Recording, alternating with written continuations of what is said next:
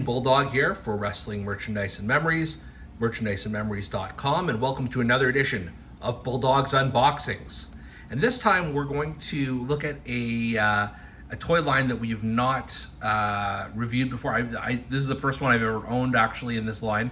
It's sort of new, but not brand new. But first time I've had my hands on one. So without further ado, it is the WWE Superstars Series 1 Ric Flair. Woo! If you're wondering why I don't have these figures, they largely just haven't been available at least in my part of Canada. I've seen some go online at Walmart's, the second series, not the first one at all. And then I just happened to be just south of the Canadian border not too long ago, and I saw this in a Walmart shelf and figured, you know what the hell, it's the Nature Boy, you've got to get it. So just to give you a quick, showing you the cover here, includes his entrance robe.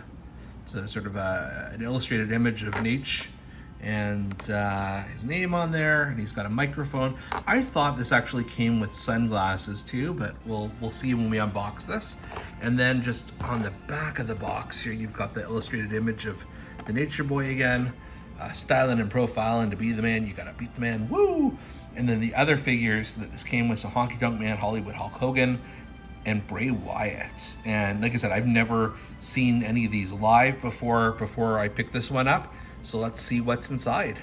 This is a fairly straightforward bubble type deal. I really should invest in a tripod for these unboxings. All right, I've chosen to fast forward a few minutes here because let's be honest, it was just painful me trying to get the Nature Boy out of his bubble. So I've done that now, and pretty cool figure. Look at his stylish robe. That's pretty awesome. He's got, he comes with, he's very muscular, but we'll get to why that might be in a few minutes. And then he's got his sort of fashionable mullet, let's say, from like the late 80s, early 90s. And he comes with a few goodies, as I mentioned earlier. So he's got, first thing, even when I've got this on a tripod, I'm still having issues. Must be the H. But he's got a microphone. Fit into his hand. Okay, it's not perfect, but here you go. He can cut one hell of a promo like the Nature Boy can. So that's pretty neat. And then there's this baggie of random hands, and open that up, see what's here. You can just interchange them. So okay, hold on. He does have the shades. So let's put those on there. Folks, I honestly don't know what's gotten into me today. I'm having all kinds of trouble. It must be because I'm just very excited to receive this WWE Superstars Series 1 Ric Flair. But he's dropped the microphone, but he does have the glasses on. And I don't remember a time where he was, maybe in a backstage interview with like Tony Schiavone and like Lee Anderson or something, he'd have these shades on, but not as he's walking to the ring necessarily.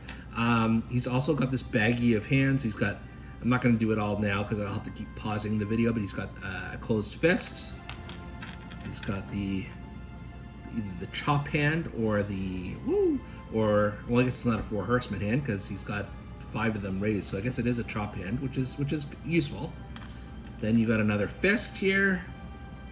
I'm trying to find where the camera is. There we go. Kapow. And another open hand. And so it's basically 3 pairs of hands and the microphone and the shades and the robe. That's a pretty complete Nature Boy if you ask me. And another brief pause in the action as we take off Nature Boy's glasses, open his robe up a bit. I've given him one chop hand and just the other microphone holding hand. But the reason I just wanted to, obviously this is more muscular than Ric Flair ever was, maybe when he was a bodybuilder, but certainly in terms of this time period, he was not quite that cut. But the reason I think why is that these are perfect companion pieces to the AWA Remco figures from back in the day. So here you can see him staring down Baron von Raschke, which is a match I could totally see happening at the I don't know, whatever the arena is in Minneapolis.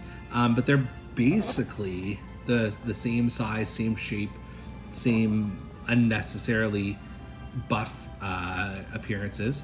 But you know, it's just consistent with this line. So Flair is probably the perfect guy to fight AWA guys. In fact, there was a Ric Flair AWA figure back in the day in that original collection. So woo.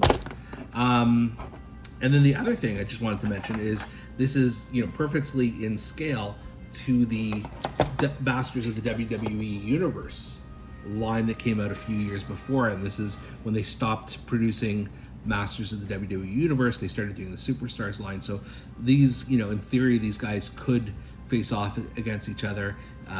Obviously, Warrior has a little bit different gear than he would. This is his alternate gear, I guess, is He-Man gear. But, you know, certainly in scale to fight Nature Boy or what have you, or Jake the Snake, or even got the Fiend here. He could push Ultimate Warrior out of the way, and would that not be a match for a main event in any arena in the country? The Fiend against Ric Flair. Woo! So overall, this is a pretty awesome figure. I really enjoy it. Am I going to collect the entire WWE Superstars collection? No, for a few reasons. One, I can't find the collection anywhere, so this was just very random that I found this Series 1 Flair. Number two, I can't seem to do an unboxing video very well with it. And you know, number three, it's not my favorite line. Like, I like the form factor and what have you, don't get me wrong, but I much prefer like the retros and the main like size in scale, more realistic Mattel figures personally. So, but it's good. It's a really good likeness of Nate. I definitely enjoy it, and this has been Bulldog's Unboxings.